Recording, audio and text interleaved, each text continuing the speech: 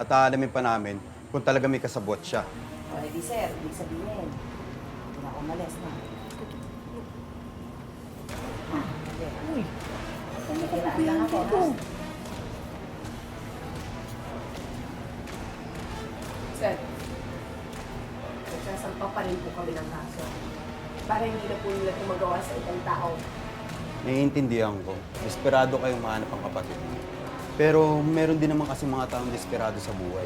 Kaya nagagawa man lamang sa kapwa. Kaya sa susunod, mag-iingat na lang kayo at huwag kayong magtitiwala kung kani-kanino. Talaga po. Gusto namin dito. Ganun po kasi kami. Ilang araw na po kasi mawawala yung kapatid ko. Sa ngayon, kukunan ko muna kayo ng statement para ma-inquest na natin siya. Tara. Hindi na, Mom! Mom! Ano yan, oh? Pasensya na kayo ha. Ito lang yung handa namin ngayong medianoche kasi hindi na kami nakakapag-asikaso ni Bani. Naintindihan ko naman, Hernan. Mahirap talagang maghanda sa ganitong pagkakataon. Kaya nga kahit papano nakapagluto naman ako, dinala ko na pati tinapay para may pagsaluhan naman tayo.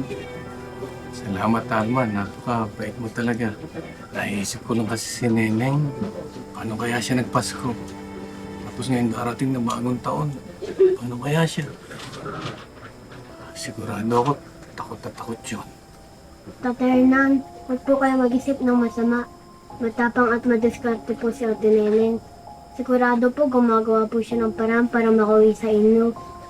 Pinapalakas mo naman ang loob ko, Bonjoy. Salamat ha. Tsaka tama ka, pinalaki kong astig si Ate Neneng mo. Hindi magpapaapi yun. Umasa tayo na maganda ang pasok ng bagong taon sa atin. Makakauwi sa atin si Neneng. Manalig tayo. Sana nga. Sana nga. Tsaka, alam ko gagawin lahat ni Bane ang makakaya niya para makabalik dito si Neneng. Eh, kain na kayo. Galing ka na.